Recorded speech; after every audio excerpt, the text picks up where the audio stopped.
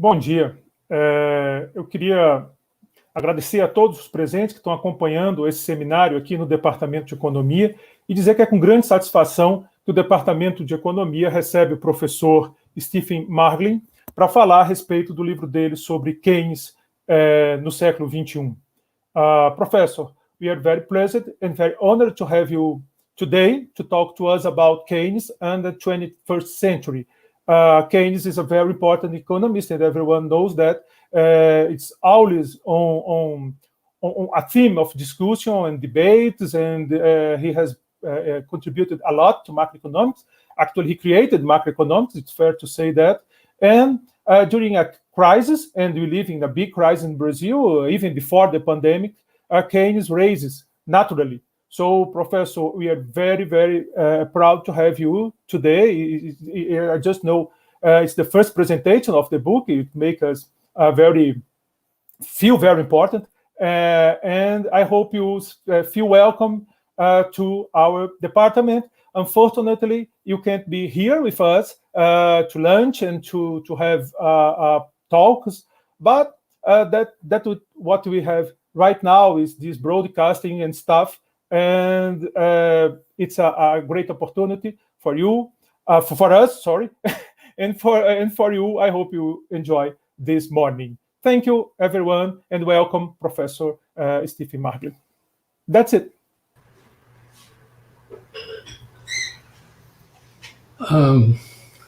This is my time now. Steve was and still is my mentor.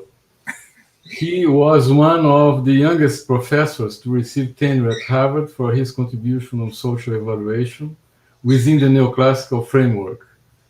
After the Vietnam War, a stormy weather swept the States. Hippie movement and hippie culture grew up. The questioning in arts and science went ahead. Bob Dylan, Peter Seeger, John Baez, and other folk pop singers came out. In economics could not be different, and the so-called radical economics appeared. Steve, Sam Bowles, and Herbert Gintz fostered the wave, criticizing the economic theory from within. At this time, Duncan Foley gave up MIT, turning to the left and joining the Marxian theory of money of Suzanne Brunhoff. As much as the capital controversy, there was also in Cambridge, Mass, a strong critique of the lack of consistency of neoclassical theory and its ideological bias. Steve became one of the leading scholars on the critique of neoclassical paradigm, and I as his student, became radical too. His non-neoclassical contribution was notorious as what do bosses do, gross distribution and prices, and economics as dismal science, profit and wages-led growth, and finally his new book, Raising Keynes, 21st Century General Theory. It's an honor and a privilege to have you here to present your new book. Go ahead, Steve. Thank you. The room is yours. Thank you. I'm trying to share my screen. So hopefully everybody can see the slides. And I want to thank both of you for the generous introduction. Such generous introductions always remind me of a long gone professor in my department who used to introduce his colleague, who was known or notorious, depending on how you looked at it, for publishing a book every year. And the professor introduced his colleague to a group of graduate students by saying, Professor X needs no introduction to this group, neither to those of you who have read his last book, nor to those of you who are writing his next book. So I don't know whether you've read my last book. Here's my next book. I hope you will read it. And I look forward to your questions today. I look forward to a continuing dialogue, because I regard this as my contribution, a first step to, as I say, raising Keynes, a pun on raising Cain from the Bible, conjuring up Keynes, conjuring up his spirit to form a new theory of macroeconomics relevant to the 21st century.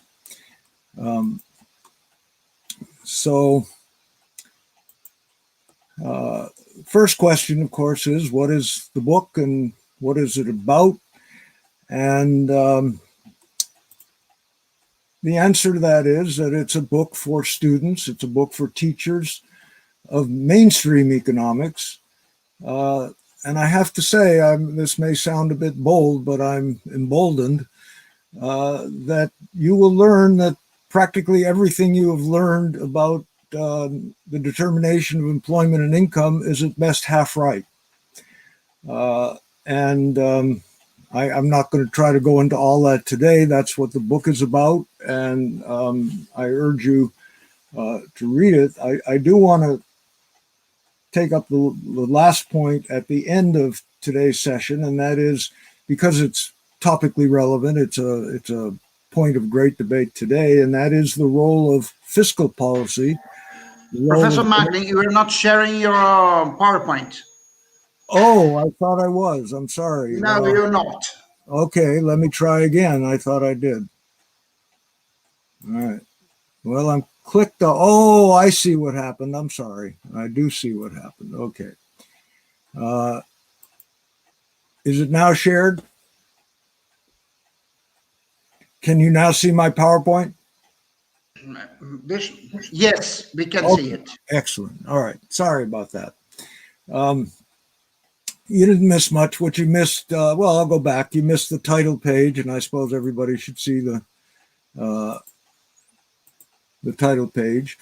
But the substance that I was trying to get across is that this book is for, first of all, for students of mainstream economics, students who have been formed, teachers who have been formed by the so-called Keynesian economics of the last 40 years, which I will argue is a great departure from Keynes. And as I said, my aim in this book is to demonstrate that virtually everything you've learned about income determination and output is at best half right. And I want to come back to at the end of today the question of fiscal policy and fiscal policy in our times, the question of debt and deflation, debt and deficit, and its relevance in a strong economy as well as in a weak economy. It's also for students and teachers who have brought up in an alternative canon, in the canon of heterodox macro, whom I hope will acquire a new understanding and appreciation for alternatives to mainstream macro. The first reviewer, which has just appeared in Project Syndicate, first review of my book by Jamie Galbraith, writes, as a quote here, that I had no idea what Joan Robinson was talking about, but certainly she did. And now, he says, so do I, thanks to my book. So I think everybody who reads this book will learn a new approach to macro that builds on Keynes's general theory while answering 80 plus years of criticism that have grown up since the publication of the general theory. One thing, let me tell you very quickly and make that clear, is that this is not a book about Keynes the man. There are at least, I think the number of books on Keynes is uncountable, but here are two books on Keynes the man and his place in 20th century history that I could recommend to you. One is a classic by Robert Skidelsky. That is a book that is actually 1,000 pages or so, and that's a condensed version of his 3-volume biography of Keynes. So Compared to my book, it's light bedtime reading, but I would not, it's obviously a lot on Keynes. The more recent book by Zach Carter is more about Keynes as public intellectual and his legacy as a public intellectual. Both of these are excellent books, and I would recommend them as starters for people who want to know more about Keynes the man. All I will say is that one of Keynes's non-economic legacies is his relationship and influence on and influence by the so-called Bloomsbury Group, a group of authors, painters, and people who were as far from economics as could be. And this is the area of London that gives the name Bloomsbury. And this is Keynes's house. I'll zone in on Keynes's house now.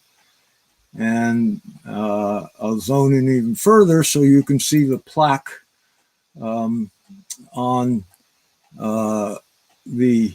his actual house, 46 Gorton Square in the Bloomsbury section of London. And there I am a few years ago, having made the requisite pilgrimage. So starting question is, why is this book necessary? Why is it necessary to have a 900 pages on a 300-page book 85 years after that book was published? I can tell you here a personal story, and I can tell you in a sense the exact date on which this book had its genesis, in which it was born. And in another sense, that's of course false, because I've been fascinated by Keynes ever since I entered Harvard as an undergraduate more years ago than most of you have been on planet Earth. And that interest waxed and waned. I did other things over the years, even including teaching a course on Keynes in the early part of this century, which after 3 or 4 years, I abandoned because of, frankly, lack of interest. Keynes was, for all intents and purposes, as an economist, dead and buried, and considered, a great addition to the statuary of dead economists, but of no practical relevance to the problems of the day. On September 15th, 2008, which was the day, the Monday following the crash of Lehman Brothers, the great financial house in the United States, over the weekend, and the resulting tumult on the stock market and in money markets through the economy, I was coming back from teaching an alternative introductory economics course, and I encountered a group of younger professors. I have to say, some of them so young I didn't even know who they were, in the foyer in the big hall of Littauer at Harvard, the home of the Harvard Economics Department.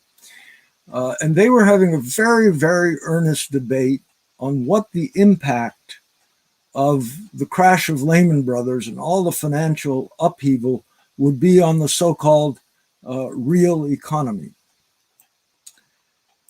The opinions were divided. I just kind of eavesdropped. I didn't participate. And, there were opinions expressed on all sides. But I have to say that the weight of the opinion was that the impact would not be very great. After all, the real economy was in good shape. There was, yes, a mild recession going on, but production was taking place at a hefty clip. Incomes remained high. Consumption remained high. Investment was high. So the impact would be brief and mild as I say, was the consensus of this group of Harvard economists. I said to myself as I walked away from this informal discussion, Keynes's moment is coming back. And the book I had always kind of thought of I'd like to write will find a market. There will be people interested in it. My mistake was thinking I knew the book I wanted to write and that I could do this in a couple of years because I just had to set out arguments that were already pretty much in my head. 10 years later, I was still working on the book. The first couple of years were spent finding out how much I did not know. Then a couple of years were spent learning what I had to know, and the rest of the time has been spent trying to put it together in an orderly fashion. So let me go back to Keynes because I think it's necessary to set the stage for what I'm trying to do in my effort. And that is back to the threefold revolutionary, and I would emphasize revolutionary aim of the general theory. Keynes wanted to affect policy. He had been active in formulating policy in the government, important economist in the First World War, in the British Treasury, retained his interest in policy and his focus on policy, I should say, throughout his life. And a principal aim of the general theory was to affect policy. He believed, and I think rightly, that in order to affect policy, he had to have a new theory of how the economy worked, how a capitalist economy worked. He also intuited, I think rightly, that in order to make this theory convincing, he had to have a new method. So he has this threefold policy of changing, a threefold aim of changing policy, theory, and method. So first, let me talk about policy for a moment. And the main idea captured in a word of his policy intentions were to emphasize the limits of monetary policy. There's only so much that monetary policy could do, especially in a slack economy, and the consequent necessity of fiscal policy. And here I'm using fiscal policy in that's the word that's come down today, but he had a somewhat vague, but certainly broader notion of fiscal policy than is present today. His term of art was the socialization of investment, which has left many scholars and others puzzled as to exactly what he meant. And we can get into that in the question period, but the point here is that he wanted to create a framework in which fiscal policy and the intervention of the government in the economy through its budget, through its management, particularly of investment, would be a regular order of the day. As I said, to do this, he recognized that he had to provide a new theory, a new framework.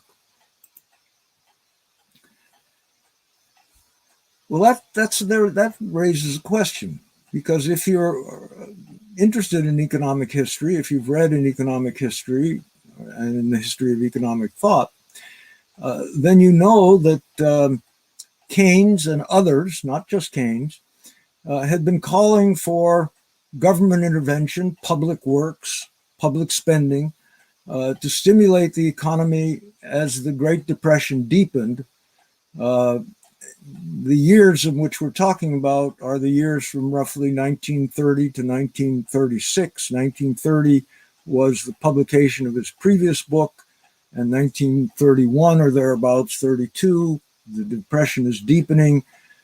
Keynes begins thinking seriously, not about just revising his previous work, but about a whole new approach. And that approach is what became the General Theory of Employment, Interest, and Money, published in 1936. The Depression begins right around the same time, 1929, its deepest hole in the United States and in Europe in general, varying by a year or so, the rest of the world. The deepest hole is 1932, 1933, and a gradual recovery until World War II, which breaks out in 1939. So as the Depression deepened, not only Keynes, but others called for public works.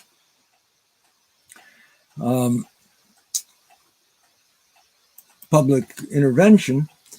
And some of you will recognize this statement. If the government were to employ men to dig ditches and fill them up again, there'd be nothing to show afterwards, but these expenditures would be an indirect contribution to business recovery, et cetera, priming the pump, and making the economy perform better, putting people back to work. I trick you a little bit here because this statement is not actually Keynes's statement. This is a statement by Jacob Viner, journeyman economist, teacher of Paul Samuelson and Milton Friedman, both giants of 20th century economics. But I want you to note the date, which is 1933, that is 3 years before the publication of the General Theory, but eerily similar to Keynes's own statement.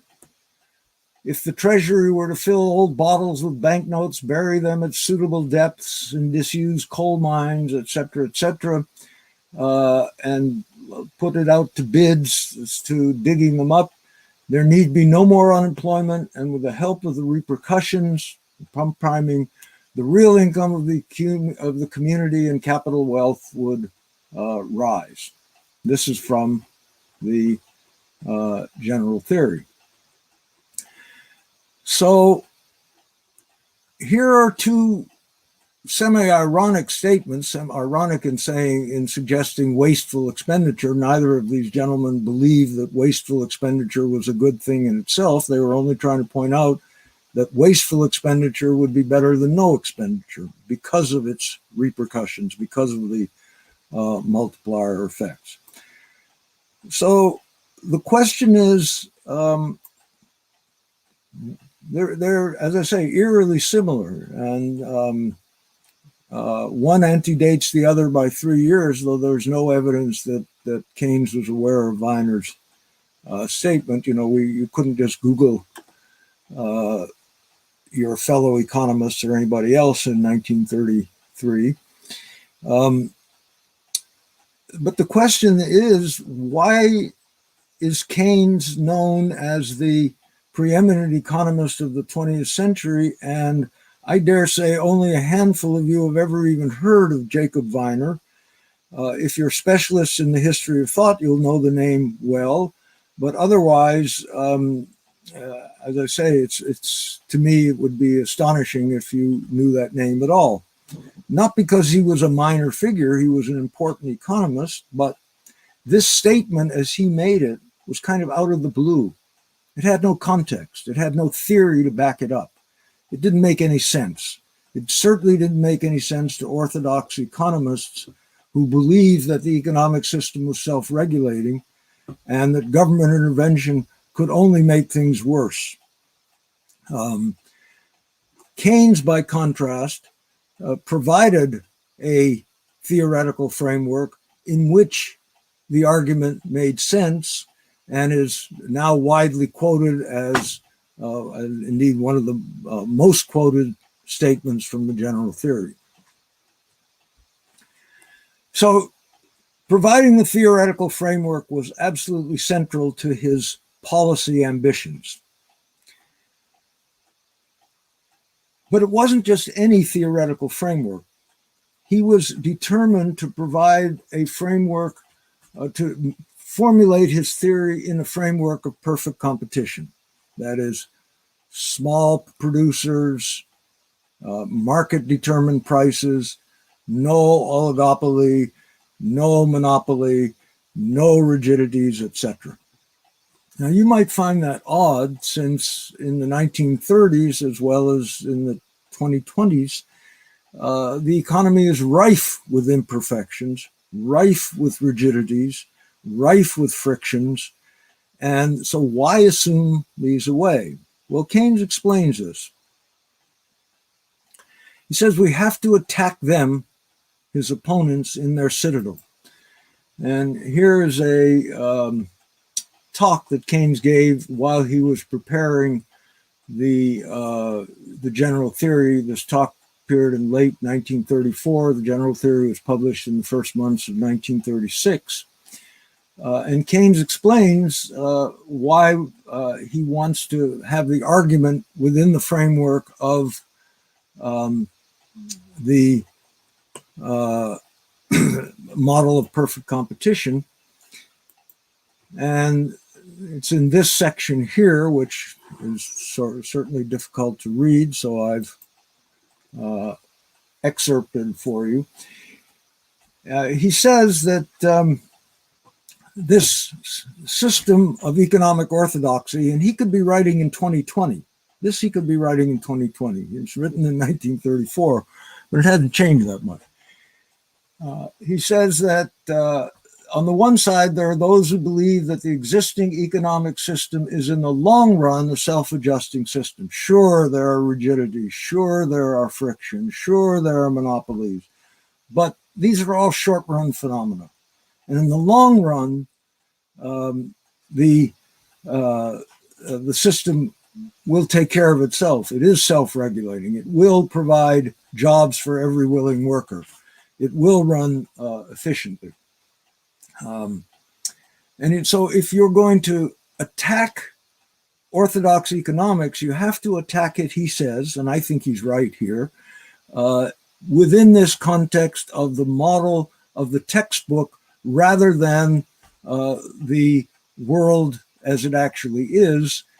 And he might have added another reason for this, which I think is important, and that is because as economists have risen to prominence as policymakers in the 20th century, one of the things that economists, certainly in the United States, have done, and I think throughout the capitalist world, have tried to not only explain the economy, not only justify the economy, but construct the economy, and to construct the economy in the image of the economic textbook.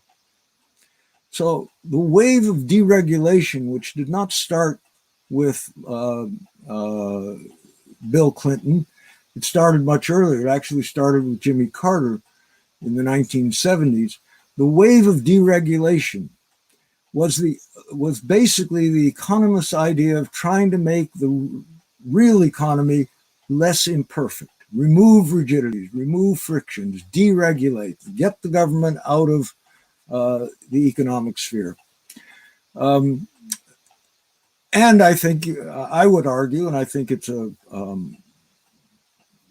strong argument, that the calamity of the recession of 2008 following the financial crisis was owed in no small part, there were other factors at work, but owed in no small part to this frantic deregulation of the economy, particularly the financial sector in the years before. And that was the workings not of economists alone, but certainly economists with their models and their ideas of what the great benefits of deregulation would be. We as a profession had an important influence. So I think Keynes is right. In order to take on the mainstream, you have to take them on in their citadel. You have to attack the model without rigidities, without frictions. That is the textbook model of perfect competition. Of course, mainstream economics takes exactly the opposite view. Mainstream economics takes the problem, mainstream Keynesian economics, I should say, takes the view that there may be problems, superficial problems, rigidities, imperfections considered superficial, but there's no fundamental flaw. There's no fundamental reason why the economy, that is to say, a perfectly competitive economy, would not reach full employment, would not provide an efficient allocation of resources, and that therefore new Keynesian economics is basically a search for one rigidity, one friction or another. That's the number one point. The number 2 point is that mainstream Keynesian, new Keynesian economics is strictly limited to the short run. In the long run, all these problems, the warts on the body of capitalism, will dissolve themselves, and therefore there is no reason for government intervention. You have this in your elementary text. I don't have time to go through this. I do spend some time in my text. But you have this with the vertical aggregate supply curve in the long run, and with the even if aggregate demand matters, then in the sense that there is an aggregate demand schedule, doesn't affect anything but the money side of the economy, because the real side is determined by this vertical aggregate supply curve. So between the new Keynesians and mainstream economics of other stripes, that is to say, new classical economics, rational expectations, all that, there's really no difference about the long run. The only difference is about the role of frictions and imperfections in the short run. And in particular, there's no disagreement with Milton Friedman, who is certainly by no stretch of the imagination a friend of Keynes, and who indeed said that Keynes's fundamental proposition that there need not exist a long-run equilibrium characterized by unemployment, Keynes's proposition, there need not exist, even if prices are flexible, a long-run equilibrium characterized by full employment, that that proposition of Keynes could be dismissed. It doesn't even have to be addressed. It can be treated summarily because it has been demonstrated to be false. And yes, frictions, rigidities, etc., can exist, but at worst, that's a short-run phenomenon. There is no fundamental flaw in the price system. And I'll come back to this, but Friedman, of course, was here relying on the so-called real balance effect, by which, as prices fall, aggregate demand will always increase to whatever is required to maintain full employment. So there's really nothing to be concerned about.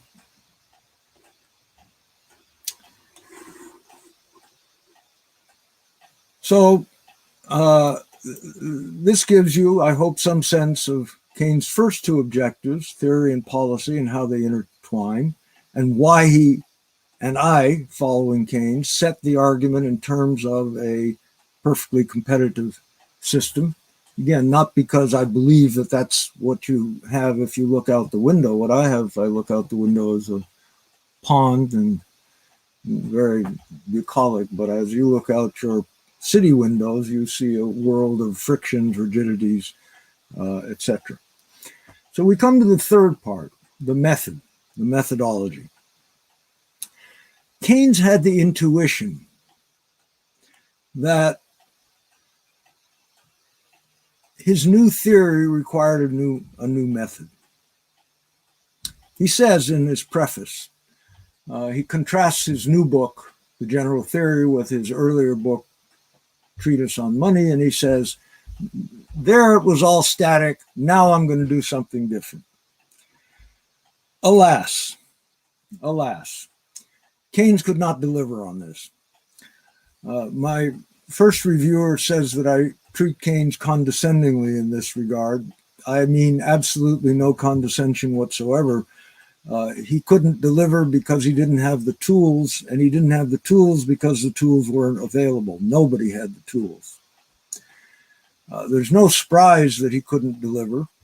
The surprise to me is that the next generation, which did have the tools, couldn't deliver, but that's a whole other question.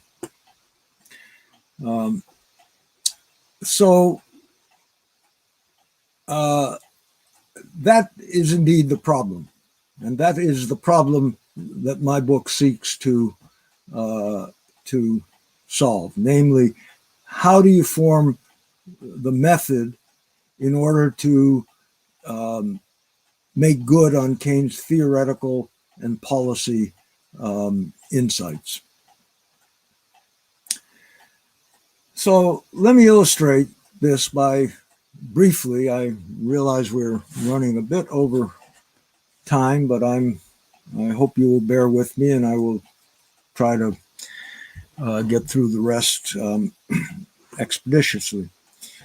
An illustration, an important illustration, is this assumption that you will find in discussions of Keynesian economics, and you'll find in Keynes himself, the assumption of fixed money wages. Keynes makes this assumption, but he makes it very clearly, he says very clearly that this is an assumption I'm making for expository purposes. I have a complicated theory to lay out. It's a new theory. It's going to be hard to get your heads around. It's hard for me, Keynes, to get my head around it. So I'm going to make some simplifying assumptions on the way. And then at the end, when I've laid out the whole theory, I will take off the scaffolding. I'll re-examine those assumptions, and I will show you that they don't really matter. So one of these assumptions, the principal one, is the assumption of fixed money wages. That is, wages are fixed once and for all and don't change in money terms when other things might be changing. And he does go through laying out the whole theory with that assumption, and then he comes at the end of laying out the theory in a famous chapter 19, and Keynesian aficionados talk about chapter 19. Everybody knows what's in it. It's like, joke number 453, and everybody laughs because they all know what joke number 453 is. Chapter 19 is titled Changes in Money Wages, and then he disappoints. He does not have a coherent, consistent argument. What he has is a bunch of very apposite, very good stories about what might happen when money wages change, which are meant to show you that the assumption doesn't make any difference. Didn't really work because the critics who then built models with changing money wages showed that it really did matter, and that when money wages varied, you got different results, with the conclusion that rigid money wages were an essential part of Keynes's story, and therefore that the story did not really succeed in attacking them in their citadel, because the citadel was a world of flexible money wages, flexible prices, etc., etc. So my judgment is in this book that the critics actually won the argument on their turf. on their turf. But it wasn't the right turf. The argument that the critics carried out was an argument in a framework of comparative statics. What's the difference between comparative statics and real-time changes? Well, in real-time changes, the wage rate is $20 today, and tomorrow it's $15. And then you look at what happens between today and tomorrow as the wage changes from $20 to $15. Comparative statics is different. Comparative statics is not time travel, but interplanetary travel. So comparative statics, you're supposed to imagine planet A, in which the wage rate is $20, and a planet B, in which the wage rate is $15. In planet A, the wage rate was $20 yesterday, it's $20 today, it's $20 tomorrow, it never changes. Same on planet B. The change comes, as I say, in interplanetary travel. You, the observer, go from one planet to another, and you observe one planet with a wage of $15 and one planet with a wage of $20. This is not what Keynes's question is, and this is not what the question he's trying to answer. Question he's trying to answer, as I said, is what happens when the wage is $20 today and $15 tomorrow? In the case of the Great Depression, which was the occasion of the writing of the general theory, though the general theory is, as Keynes claims, more general than that,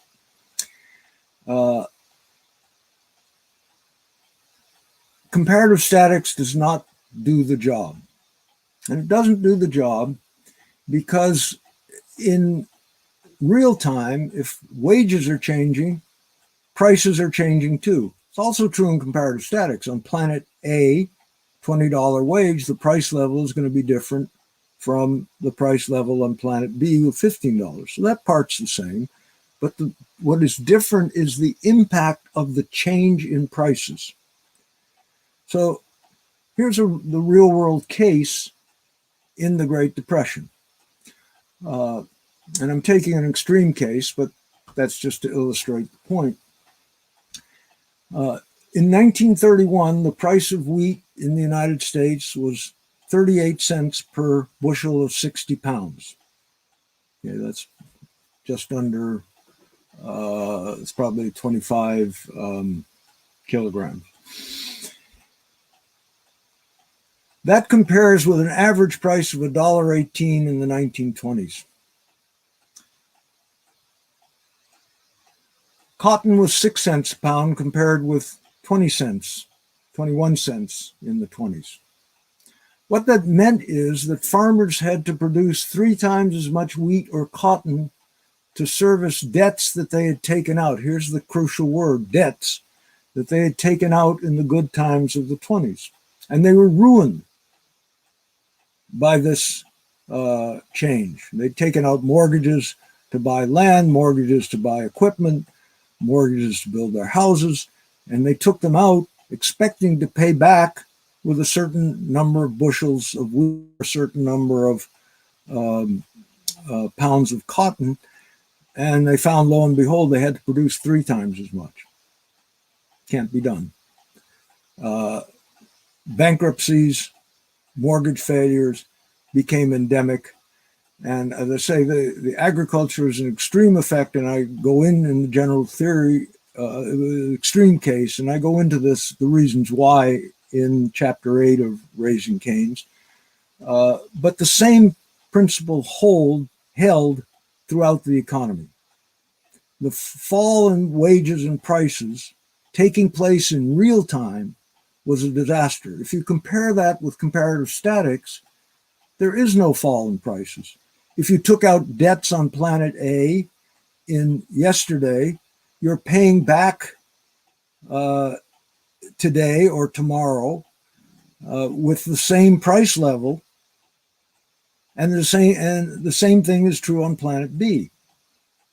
These are not changes in real time. So the real balance effect on which a generation of Keynesian economists, mainstream Keynesian economists, relied as to the reason why Keynes's attack failed, turns out to work in the real world in the opposite direction as it works in their theory.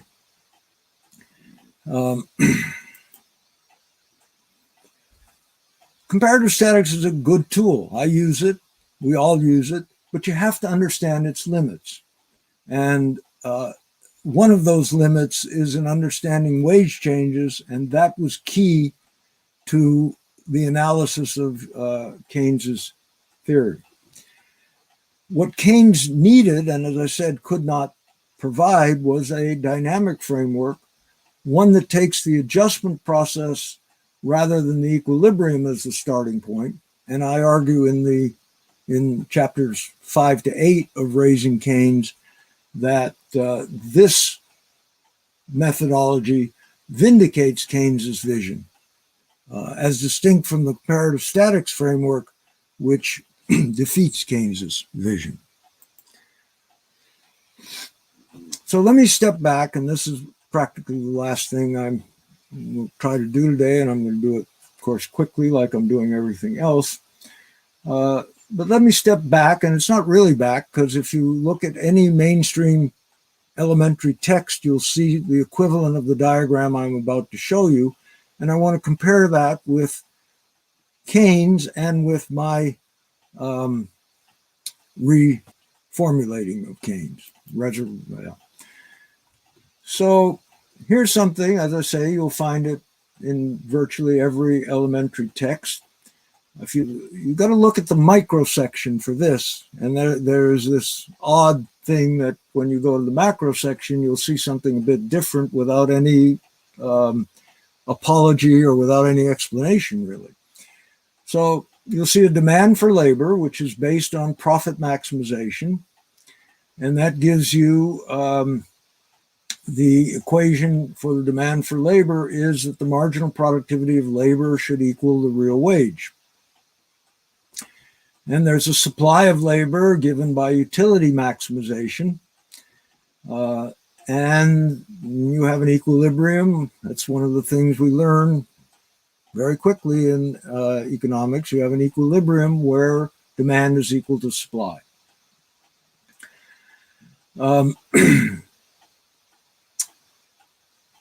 Every point on the supply of labor schedule is a point of full employment, because it's a point where there's a job for every willing worker at the going wage.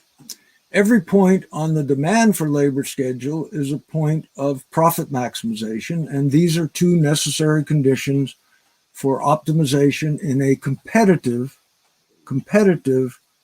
capitalist model. No quarrel, actually. No quarrel from me, and no quarrel from Keynes, except for his expositional assumption of fixed money wages. But that, as he said, was purely for exposition. Now, I want to change this diagram around a little just because it's easier for me, and as you'll see why in Raising Keynes, but no substantive change is involved when I do this. I'm doing two things here. I'm changing the real wage for the real price. So the real price is the ratio of nominal prices to nominal wages. And instead of the amount of labor, I'm replacing that with the amount of output that a given amount of labor would produce. So I have the same diagram conceptually, but on different axes. And now, instead of the demand for labor, and this is to make it clearer actually what's going on, this is the supply of goods. It's still the same concept because it's based on profit maximization. And The condition is that the inverse of the marginal productivity of labor, which is the real marginal cost, is equal to the real price. So basically, the supply of goods, as you know from your study of competitive markets, the supply of goods in a competitive economy is the marginal cost curve. So that's what I have here. And I have a supply of labor, but of course it's really now the supply of goods that the labor would produce if there was a job for every willing worker. And once again, you have this equilibrium, which is to be found, not in this form, but in the previous slide's form, in every, virtually every elementary text. So what does Keynes do? So Keynes adds the concept, the critical concept of aggregate demand. And by aggregate demand is meant the equality of spending with income or investment with savings. And in the simplest case, no government, etc., it's given by this equation. And in the very simplest case, and I go through successive cases in my book, it's simply a vertical line. It's the level of output at which spending is equal to income. Well, you can see the problem, and you can see why it would be nice to have simplifying assumptions, because where is equilibrium? It's now overdetermined. You could have, as Keynes tries to do in his exposition, suppress the supply of labor schedule by assuming a given nominal wage, and then you have equilibrium right here, given by aggregate demand and supply of goods. And the idea is that there's no reason why that equilibrium should be a full employment equilibrium. But Keynes, as his critics, was aware that that was inadequate. But the question is, how do you analyze this? Well, this is where a dynamic process is necessary, and where you need to start with the way the economy works out of equilibrium, what the adjustment process is, how does output adjust, how do prices adjust, how do wages adjust, and therefore, if you start anywhere, start here, start here, start here, where does the economy go? You cannot answer that question without an adjustment process specified. So there's not a single equilibrium here. In fact, the equilibrium could be anywhere in here. And to specify it further, you need to specify the process. And for every process that you specify, there is a different equilibrium. For example, but only for example, the equilibrium at E, which is an unemployment equilibrium. How can there be an unemployment equilibrium? Well, there is, because here's the supply of labor, and here's the amount of production, and the amount of production falls short of the supply of labor. So how could that be? Well, the answer in brief is that at this equilibrium, wages are falling because there is unemployment. So workers are scrambling for jobs, wages are falling. Prices are falling because producers are above their marginal cost curve, so they're making profits at the margin. If they could sell more, they would make more money, so they are reducing prices in order to sell more goods. The equilibrium exists because prices are falling at exactly the same rate as wages are falling, and therefore the ratio of prices to wages, the real price or the real wage, remains stationary, remains constant. And that's the definition of equilibrium. The more general definition is not one where supply equals demand. That's not true in this case, but it is one where forces in opposition to each other are just balancing each other. So the forces that are driving prices down are balanced by the forces that are driving wages down.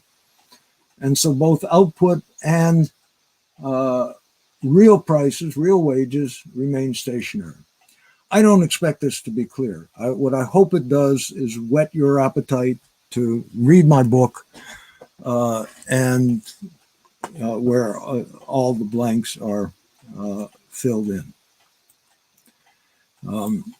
So this is the analytic core of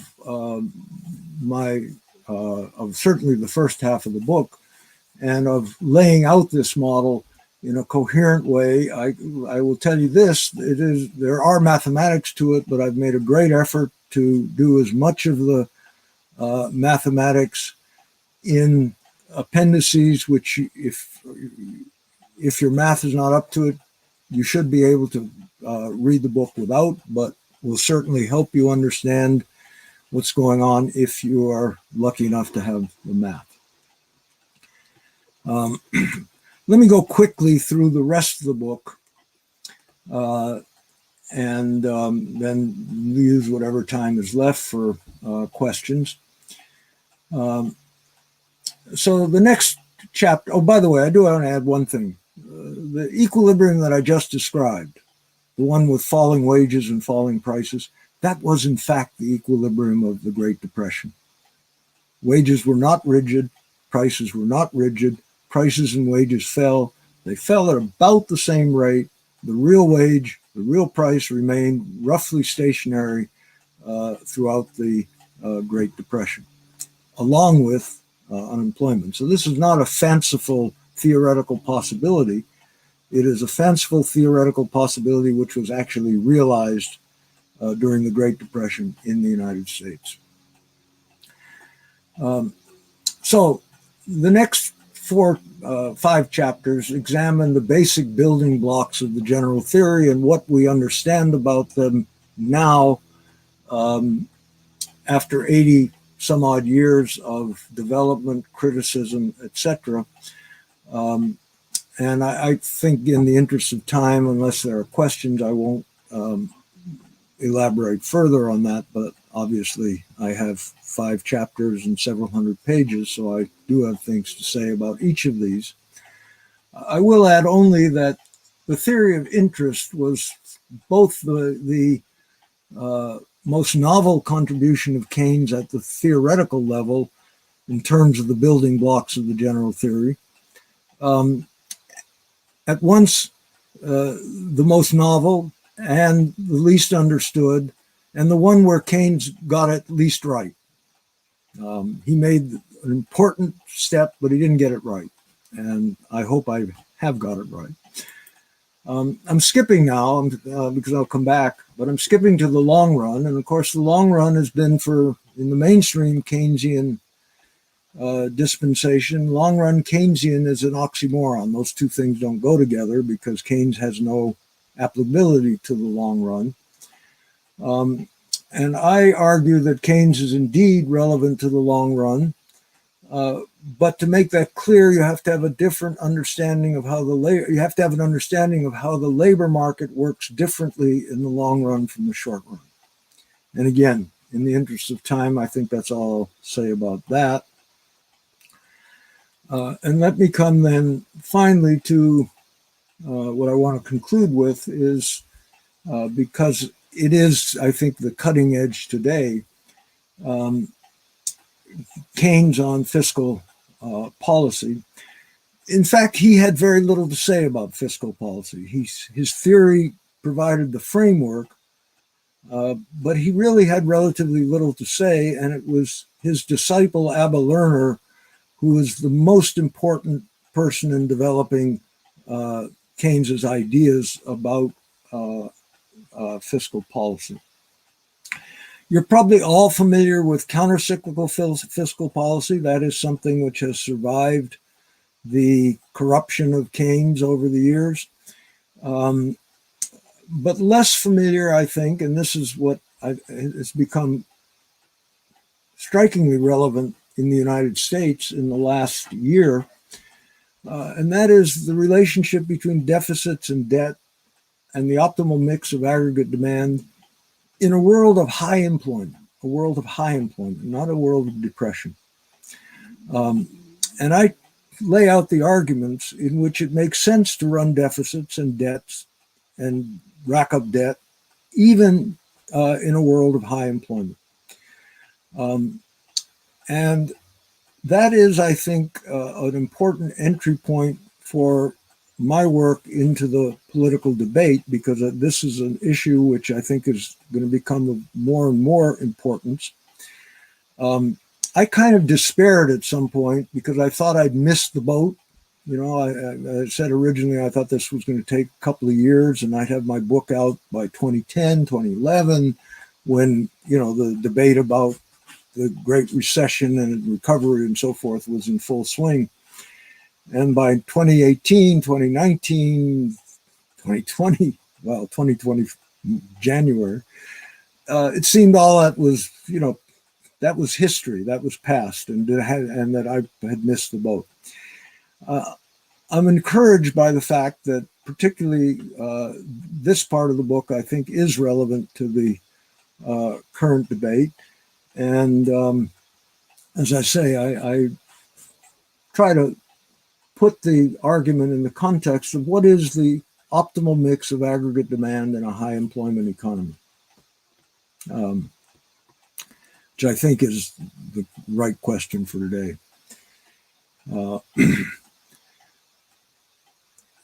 Some people talk about an inflection point in economic debate. I'm not sure I like that term very much, but it is the term in current use. And as I say, I think there are some indications from certainly the divisions in the Democratic Party in the United States that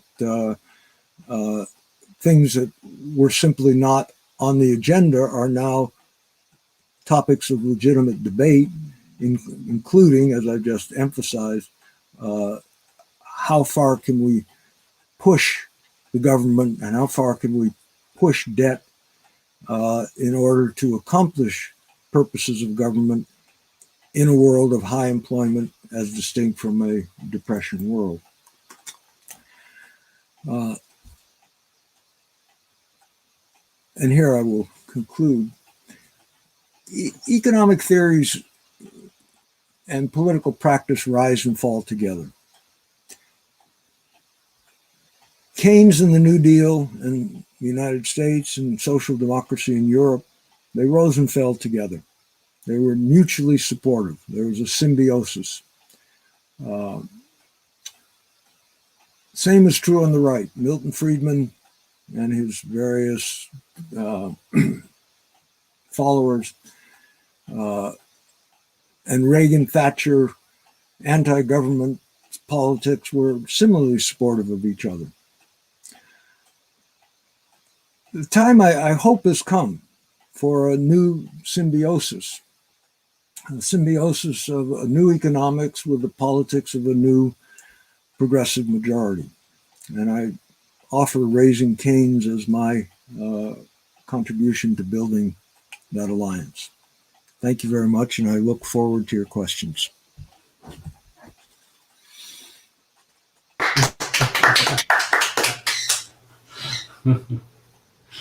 Good.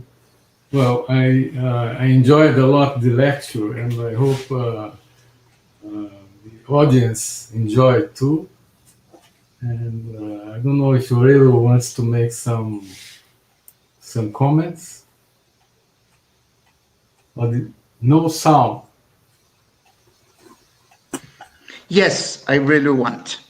Now you hear me? I hear you. I'm going to try to put you on a bigger screen. Maybe. You don't need to do it. No. There you are. Oh, Joaquin, shut up.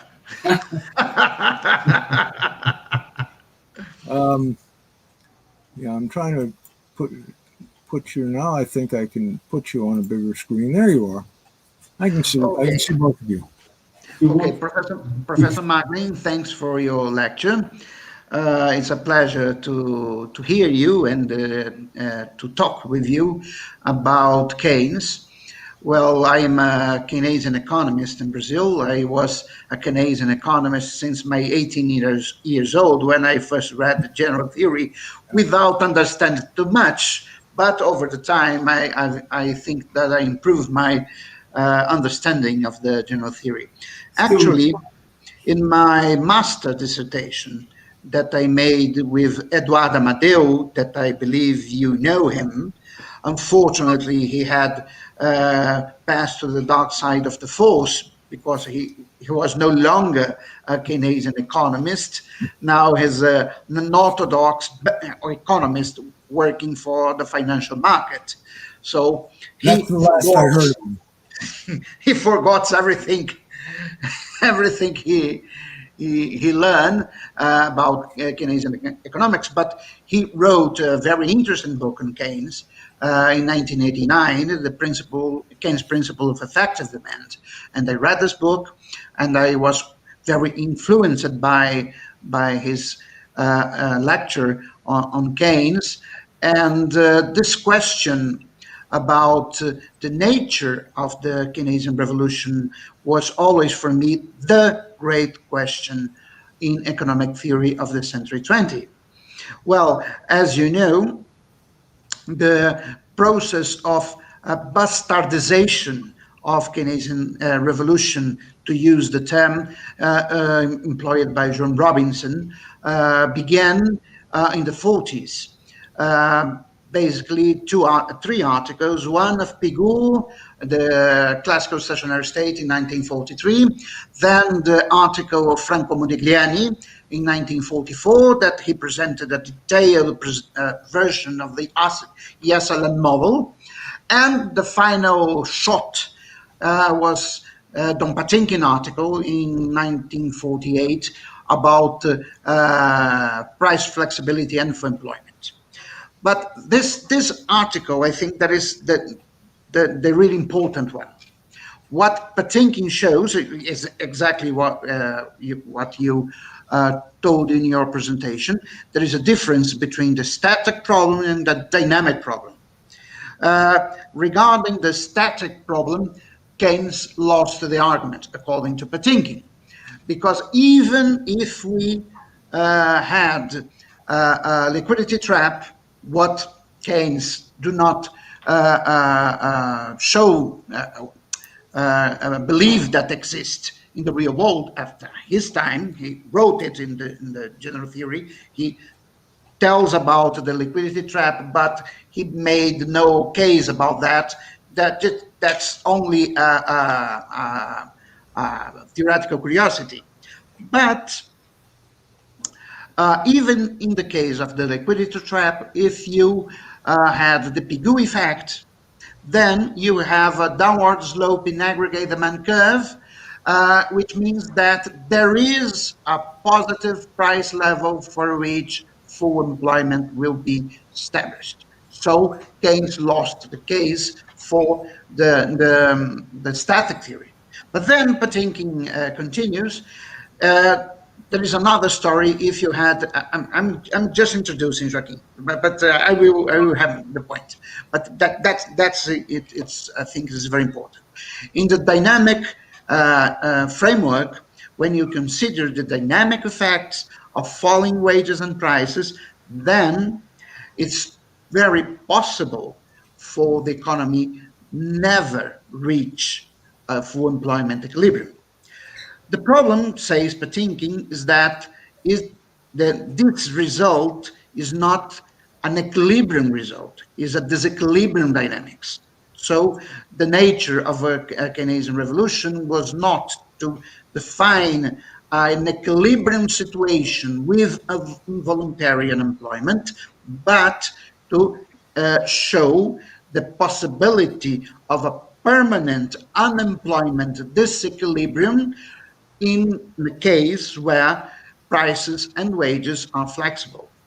So when I hear you presenting your arguments, I remember the Patinkin's argument, and I do not understand what is exactly the difference between what we are the story that we're talking about Keynes and the story that Patinkin told about Keynes? This is my first question.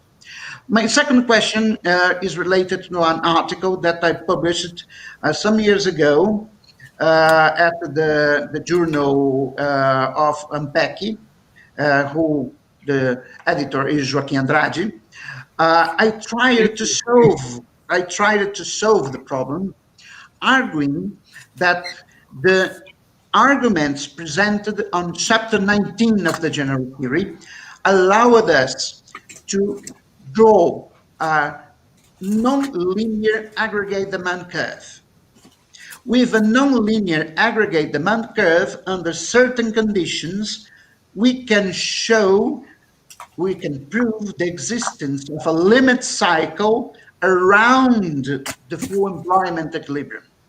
If the limit cycle exists around the full employment equilibrium, then the economy will never go by itself to the full employment position, and the economy will always circulating around the full employment equilibrium, but will never reach this position. So if you want to stabilize the economy in the full employment equilibrium, we must have monetary and fiscal policy, because market mechanisms will be incapable to do it by themselves. Well, that's my 2 comments for you, and many thanks for your presentation.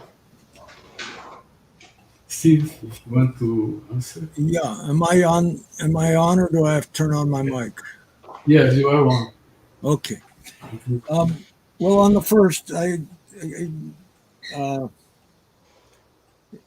this is a book of 896 pages, so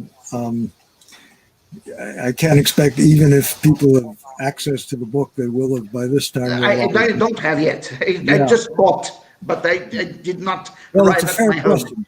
It's a fair question. I think you've identified the difference between Patinkin and me. I was just looking for, didn't find, I might come up with it quickly, but I'll speak from memory.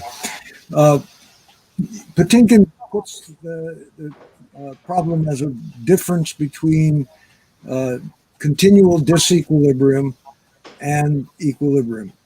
I believe that that's a misleading and confusing way of putting it, and that there is, you have to redefine equilibrium to be sure, but in my models, once you specify the adjustment process, there's every possibility that there will be an equilibrium, but the equilibrium does not include stationary money prices or stationary money wages, but rather a stationary ratio of the two, and that is indeed what happened. It wasn't just that money prices and money wages were falling and falling. I mean, that did happen, but they were falling in a particular way that was that would have been sustainable indefinitely in a competitive market system. Now, as Keynes and everybody else recognized, that competitive market system is embedded in a political system, and people weren't going to put up with that forever, and there would be sooner or later, one way or another, regime change to arrest the rot of falling prices and falling wages, and that's indeed what happened. We had regime change in the United States in a peaceful way, and Roosevelt took over from Hoover and instituted a whole set of policies, some of which worked, some of which didn't work, but which constituted a new way of organizing the economy. Nazi Germany had another kind of regime change at the same time, with, as we know, disastrous consequences for Germany and the world. But the point of the argument is that equilibrium should not be defined by supply equals demand. That's a much too limited notion of equilibrium. And I think it's that notion which forces Patinkin into this characterizing the alternative to equilibrium is disequilibrium rather than a different kind of equilibrium. I think Patinkin was on the right track. I think he just didn't go far enough, and he didn't exploit the tools that indeed were available in his time. On your second point, I've not read your article. If you send me a... in Portuguese, I can send, but well, it's in Portuguese. I do better. I do not understand spoken Portuguese, but written Portuguese I can do. Okay, I will send to you. Because, it's not that different from Spanish, and I have some Spanish, I have French, so I can muddle through Portuguese normally. Sometimes I'm stymied, but sometimes I'm stymied by English, so, it happened. But I'm not surprised, because if you look even at Modigliani's article, which is, again, purely in comparative statics form, but if you apply the dynamics to it, you can end up, I show that you can end up not just with a limit cycle, but with an explosive trajectory around equilibrium, depending, again, on how you specify the adjustment process. It's not determined by the static equations. It's determined by the adjustment process. And so all kinds of things are possible when you open up the argument by starting with adjustment and letting equilibrium more or less take care of itself. Right. Roberto, do you want to make some questions to Professor Stephen Marglin? Oh, no, thanks. Hearing and learning.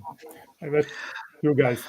I think that we have some comments from the audience. There is a question from Colin McCulloch referring to your figure, the green triangle with pi W versus epsilon, supply of goods, and vertical AD line. Epsilon equals to C plus I and I equal to S. What effect comes from adding G, moving AD line to the right? Static or dynamic equilibrium? Well, it is you can do the comparative statics of it, and moving it to the right, as you would imagine, will increase. If you take my hypothetical equilibrium, which is just one possibility, if you take that as the equilibrium and you shift the aggregate demand schedule to the right, then you increase employment, increase output. That's the effect of fiscal policy, public works. And you will have ambiguous effects on prices and wages depending on the adjustment process.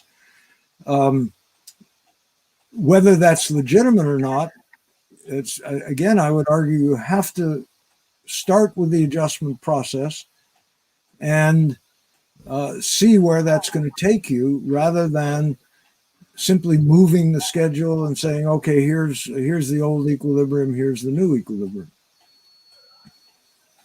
But the result, cut to the chase, the result will be the standard Keynesian result of greater employment, greater output. Not standard Keynesian result is ambiguous effects on prices and wages, and non-standard effect is that this is all happening in the framework of perfect competition. This is not relying on any kind of rigidities or frictions or union power or government safety nets, and none of that plays a role. Does that mean those things are unimportant? Of course not. All right, Professor. We have also another question of Gabriel McCulloch. I believe he's Scottish. Is this sense of counter-cyclical policy, does the both stabilize prices, wages, and reduce unemployment to full employment, And is it therefore dynamic with G exogenous policy? Yeah, it doesn't stabilize. I think I just answered. I hope I just answered that question. But the new part of it is there's no reason to believe it will stabilize prices and wages in money terms, though it might reduce the. I'd say it's likely to reduce the rate of deflation. So in that sense, it stabilizes, but it doesn't stabilize in the sense until you get in that particular model. I mean, that's a very simple introductory model. And, the book would be much shorter if that were the concluding model. But as you'll see, the models get more complicated as we introduce more aspects of reality, like trying to take account of government spending, taxation, more complicated assumptions about saving. I mean, this is the simplest textbook Keynesian assumption that all income generates the same amount of saving in a linear fashion. And Keynes didn't believe that. I don't believe it. I think it's important. There have been important advances in the last 80 years, and I try to take them into account. But of course, it makes everything more complicated. All right. Now, a question of Gabriel Volker. What do you think about the post-pandemic use of Keynesian theory? If it emerges stronger, or if the challenges provided by the COVID-19 will ask for another economic approach? I think in macroeconomics, there are some lessons from Keynes, but they're not the ones that people first were looking at. And I said last year, a year ago, what I'm about to say now, and I noted the other day that Biden's Council of Economic Advisors is now saying the same thing, which is gratifying. Though, so what is relevant of Keynes is what he wrote about World War II finance. Not what he wrote in the general theory, but of course what he wrote about World War II finance builds on what he wrote in the general theory. What he wrote on World War II finance is basically we are producing now a lot of useless goods, useless to the civilian economy. We're producing munitions, we're producing airplanes, we're producing ships, important to defeating the Nazis, but not useful in any economic sense of the term. At the same time, we're generating huge amounts of income. What's going to happen to that income? Well, his fear was if people received their income and then tried to spend it on civilian goods, that would only lead to inflation. His proposal was a kind of forced saving scheme so that people would get their incomes after the war. They didn't do this in Great Britain. We didn't do it in the United States. But a kind of equivalent thing happened because basically we engaged in rationing, and they did it as well as in the UK. So the goods simply weren't available. So you couldn't have the inflation because there was nothing to buy in terms of civilian goods. You couldn't buy new tires for your civilian car. You couldn't buy a new car. You couldn't buy a new refrigerator. You couldn't buy a new house. You couldn't buy, everything was strictly rationed. Or not everything, but most things. I actually remember as a little kid rationing during World War II. So what happened after the war? What happened after the war was you had, on the supply side, a reconversion problem, because here you had these factories which were producing tanks, and now they had to be converted to producing cars. Not so hard, but not so easy either. And on the demand side, you had all this money that went into people's bank accounts when they had nothing to spend on, and now they want to spend it. And now rationing was the first thing to go after the war was over. Nobody liked rationing, so it ended right at when the war ended. And you had all this money now chasing goods that were slow in coming. Well, that's, I think, the lesson of Keynesian economics and the Keynesian framework for the pandemic. And that's what we're experiencing now in the United States. It's like the post-war transition. And of course, the difference is that we weren't producing anything during the pandemic, but producing nothing is kind of equivalent economically to producing tanks and guns and airplanes. Because they have bombers have no civilian use. So yes, there are lessons from Keynes, and I think properly applied, we can understand, and we have and I think they have been applied, and I think the right consensus is that yes, there will be inflation. There is inflation. It will continue, but it's an adjustment problem. It's not an inflation of the kind that got baked into the economy in the 1970s. And that's because there are lots of structural differences between the US economy today and the US economy in the 1970s.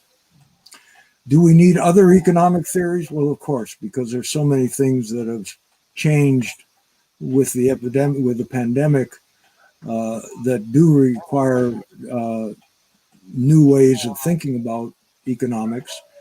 But I think income determination is not one of them. I think we have the right framework in Keynes.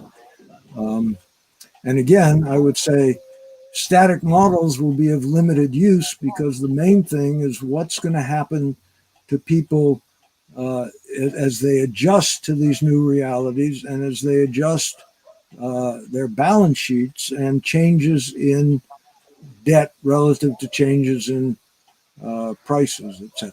So,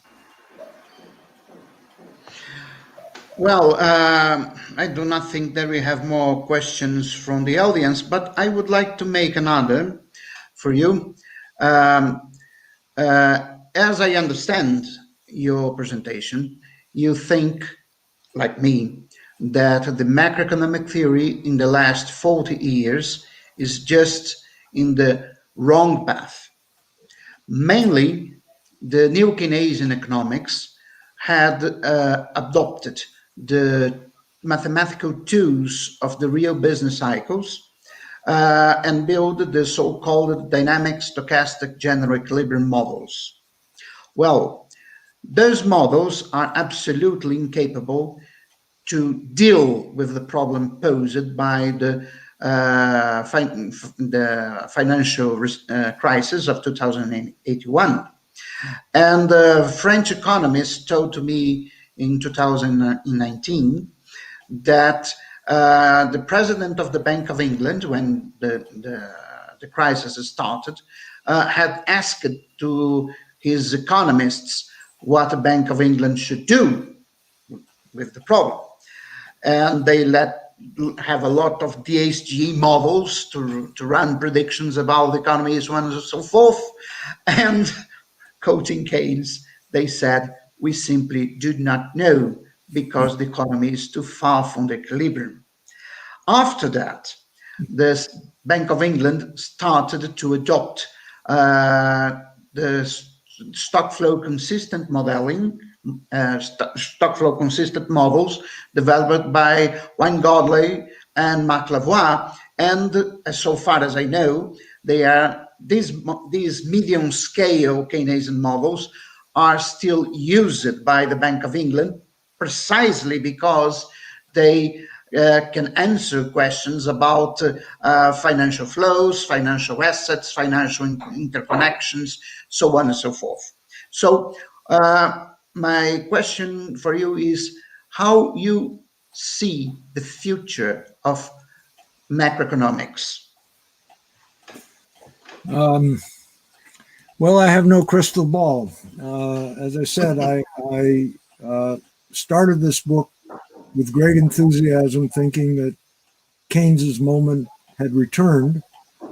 And the title is only a kind of a play on Raising Cain, which is an idiomatic English term about making trouble. Comes from conjuring Cain, the biblical Cain, up from the earth. So I'm conjuring Keynes up to make trouble for standard macroeconomics. And I couldn't agree with you more. In fact, I plagiarized you without knowing it by saying that in something I wrote that the last 40 years has been a detour. And I didn't use the exact word wrong path, but I think detour will cover the same ground. So we agree completely on that.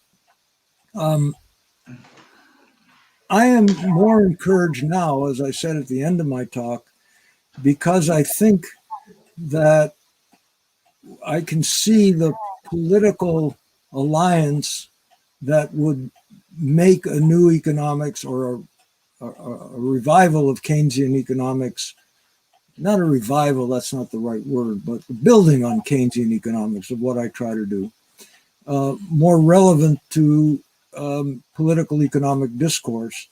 And that for me is the necessary condition of an economic theory thriving. It's got to be allied to some political movement, and that's what has eluded the left. We who call ourselves on the left in economics over the last 40, 50, 60 years. So do I know that will happen? No. There have been a lot of false starts. Do I hope it will happen? Yes. Do I think that Raising Keynes is maybe a contribution to that? I hope so. Joaquin, you have a question? We are not hearing you. Unmute. Unmute. Daniel. Now we are hearing you. Well, I think it's coming. We are coming to the end, and what I can say is that was a marvelous exposition, and I think everybody will like to find your book. I don't know if they are going to buy it because it will be. I have bought. I didn't receive yet, but I have bought. I am optimistic. I think you will be a lot of people became interested in your book, and I think we will meet again next week on the AKB, I think. The Brazilian Keynes Association in English, BKA. So we'll thank you very much, Steve. It was a fantastic exposition, and nobody will. I think you made the point. Buy my book. It's really interesting. Well, as you said, buy my book. That's maybe a stretch for a lot of people, and I have no control over that. Harvard University Press is under a lot of financial pressure. I won't defend it. It's above my pay grade. I have nothing to do with the finances of Harvard University Press, but they are feeling a lot of pressure to make a profit. And I've tried to explain sort of marginal cost pricing, but I don't think I've been successful.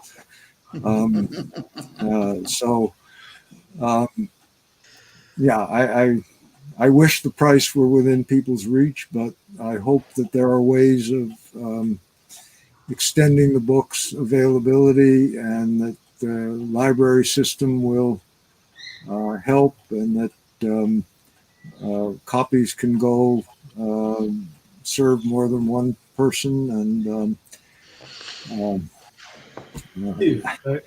I think, given the success of the enterprise, maybe you should come again in the next future, not so far, Yes, And I would invite Joaquin. I would like to invite Professor Stephen Marglin for next year to my graduate course called Growth and Distribution, because the most famous article of Professor Marglin in Brazil is the one that he wrote with Amit Baduri many years ago on wage-led and profit-led growth regimes. And this article is very debated here in Brazil.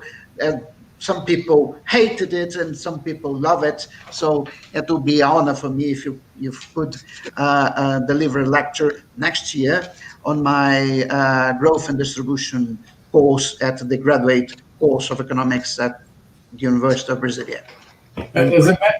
In principle, I'm happy to accept, but as you know, we're all under the control of forces that we just don't know where that. Natural force. Let me say that I do spend a fair amount of time on revisiting that work and come to conclusions that may surprise some people about wage-led and profit-led growth. So I won't say any more about that, but I will refer you to chapter 18 and of Raising Keynes. All right. I will read it with a lot of interest. Well, I just want to say that I am teaching a course on your book, and for that matter, I believe you could come again before the end of the course, and it would be very nice to close with you coming probably 2 months from now or something. Well, 2 months from now is looking. I don't know how things are in Brazil, but we're going the other direction now. The CDC has just revised its mask squaring recommendation. Yeah. So, in principle, I've never been to Brazil when I didn't enjoy it, and I would love to come back. So. Okay, you have lots of invitation. I'm sure about that. Thank you. Okay, all right. Thank you very much. Thank you all.